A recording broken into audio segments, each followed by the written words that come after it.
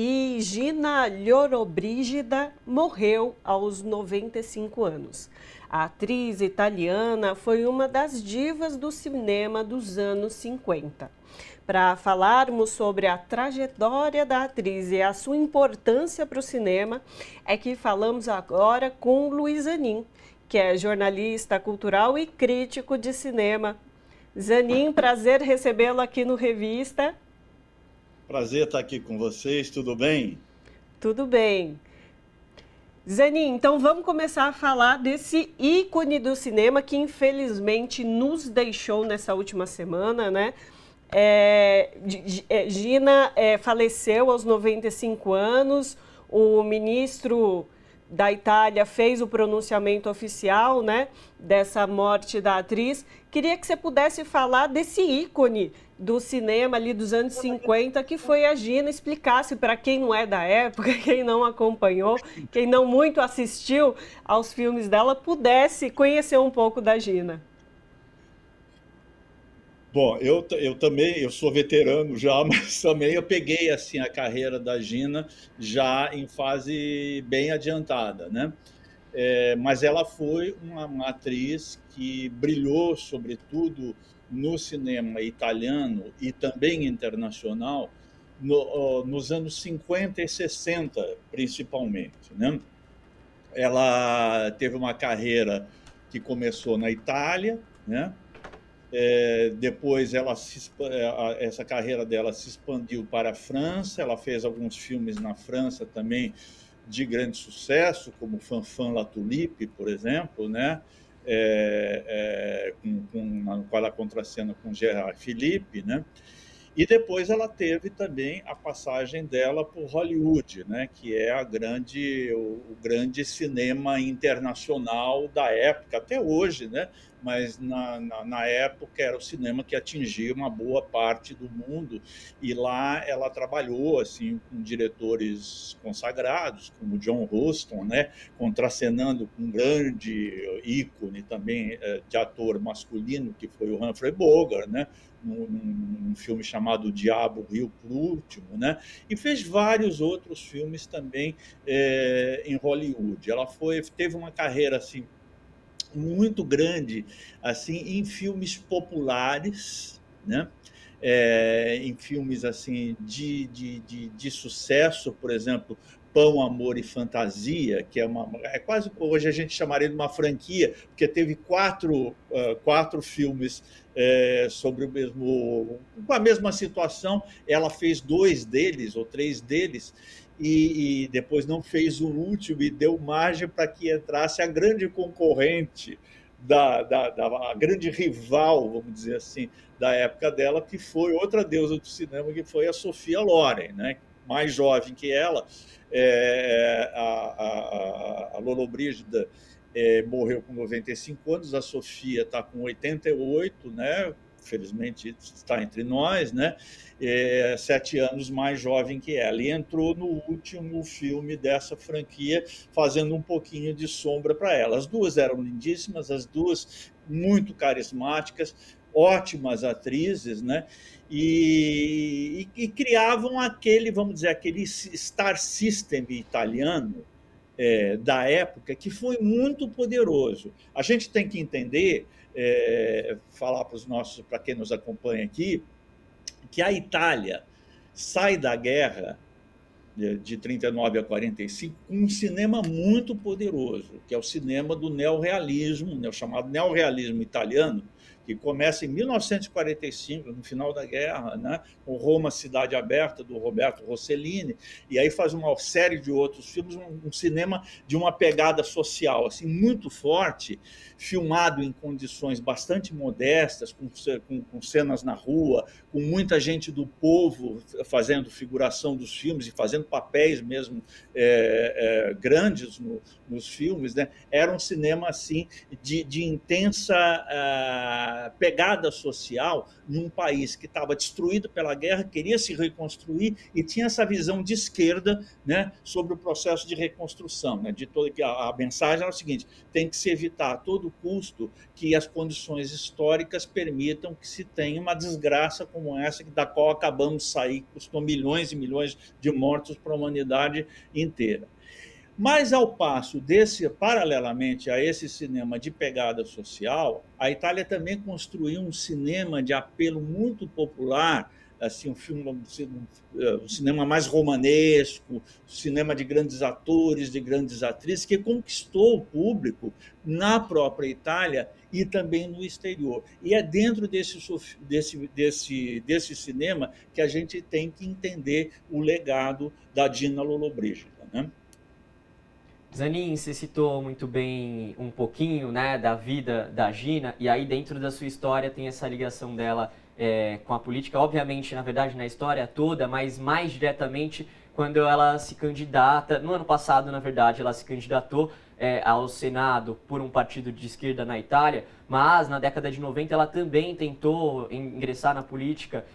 Então quero que você traz um pouco sobre essa posição dela mais alinhada à esquerda, um pouco mais disso e como que se deu e por que, né, que acabou não indo para frente, talvez, como de forma bem sucedida, talvez como foi a carreira dela toda no cinema e na arte. Eu tenho a impressão seguinte, né, que ela tentou entrar, na verdade ela não conseguiu se eleger em nenhuma das duas ocasiões, né? Ela tentou entrar para a carreira política, eu tenho a impressão que um pouco tardiamente na vida dela, né? Talvez seja isso que não tenha permitido que ela tivesse maior sucesso, conseguido se eleger. E também a Itália, convenhamos, entrou numa tripe política, assim, nos últimos tempos, assim, bastante esquisita, né? Desde a época do Berlusconi, né? E com a ascensão do Partido Cinco Estrelas, né? Que é um partido comandado por um comediante e tudo mais, os populismos que nos atingiram muito aqui no Brasil e em várias partes do mundo, também atingiram a Itália, né? Não era a época muito propícia para candidatos assim que tivessem uma posição ideológica mais firme, como parecia ser o caso dela. Agora, tem um negócio muito interessante na trajetória da Sofia, né? Ela foi uma mulher que foi muito beneficiada pela beleza da Sofia, perdão, da Gina Lollobrigida. Foi uma mulher que foi muito beneficiada pela beleza física dela, né? E por um charme que nem todas as pessoas belas têm, mas ela tinha também um charme assim que se manifestava na presença dela nas telas, né? Se a gente for ver, eu revi alguns filmes depois da morte dela e a gente vai ver o seguinte, né? Que ela tinha também uma sutileza de interpretação muito grande, era uma belíssima atriz, né? Que talvez pudesse ter feito filmes até melhores do que ela fez. Ela deixa um legado muito grande. Ela tem 60 filmes, mas ela talvez não tenha nenhum grande filme em seu currículo, né? Ela, por exemplo, recusou, esse talvez tenha sido um mau passo dela, né? Ela recusou um convite para trabalhar com o Michelangelo Antonioni, que foi um grande cineasta, um dos maiores cineastas de todos os tempos, né? Parece que ela esnobou um convite também para trabalhar num filme chamado A Doce Vida, do Federico Fellini, que é também um outro monstro do cinema italiano, né? Ela preferiu, achou que os papéis não se adaptavam a ela, tal, e preferiu fazer essa linha de cinema, continuar nessa linha de cinema mais popular, que afinal acabou consagrando. Mas a carreira dela foi relativamente curta, se a gente pensar, né? Embora ela tenha feito 60 filmes, ela poderia ter feito muito mais, inclusive pela longevidade que ela teve, né? Mas praticamente a partir dos anos 70, a carreira dela foi minguando e ela começou a desenvolver outras opções na vida. E ela deixava isso muito claro, que o cinema, até certo ponto, embora tenha sido a arte responsável pela fama mundial dela, pela fortuna dela, por tudo, né? Não a satisfazia completamente. Ela dizia, não, eu era tratado como um objeto, como uma mulher bonita, e também não tinha alternativas, nunca me satisfez totalmente. E aí ela mudou de carreira, o que é sempre muito complicado para uma pessoa famosa, né? Cuja imagem é sempre marcada por aquela atividade que a levou à fama, né? E ela se transformou numa repórter fotográfica, e depois de muito sucesso, e depois se dedicou à pintura e à escultura, que eram paixões de juventude dela, e que ela deixou eclipsada, deixou lá no fundo da gaveta para se dedicar ao cinema. E ela dizia que essas atividades a realizavam muito mais do que a atividade cinematográfica, né? O que é uma coisa muito engraçada da gente pensar, né?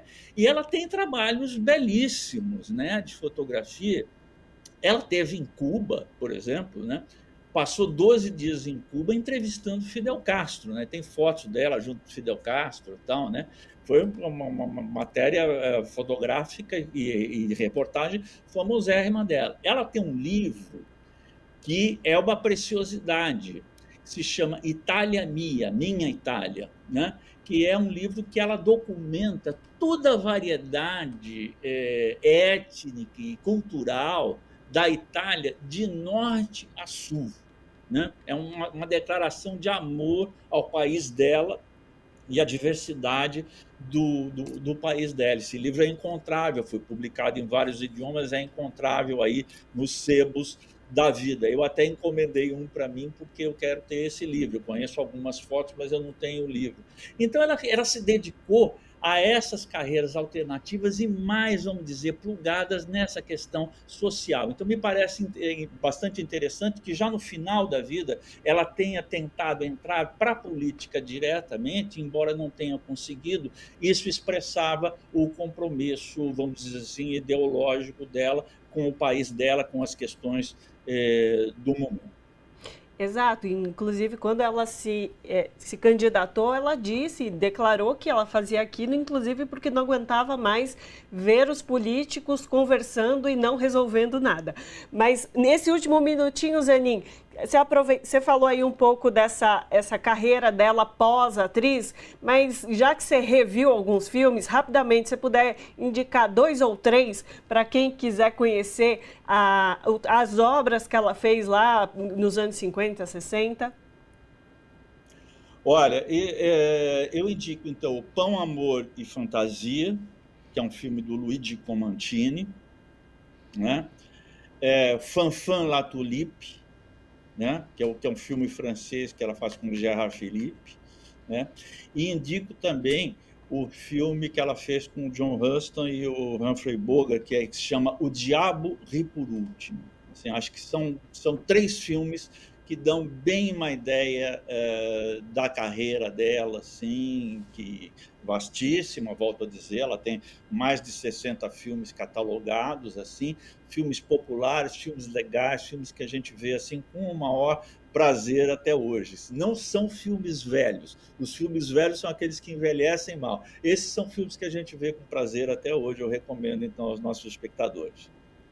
Perfeitas dicas para turma que nos assiste aqui no Revista Brasil TVT, tanto quem viu e quem já viu, para rever de novo, relembrar aí um pouco então do que a gente tratou aqui e lembrar um pouco da trajetória dela também na arte. Conversamos com o Luiz Zanin, jornalista cultural e crítico de cinema. Obrigado, Luiz, pela participação. Foi um prazer, um beijo para vocês, para todo mundo aí.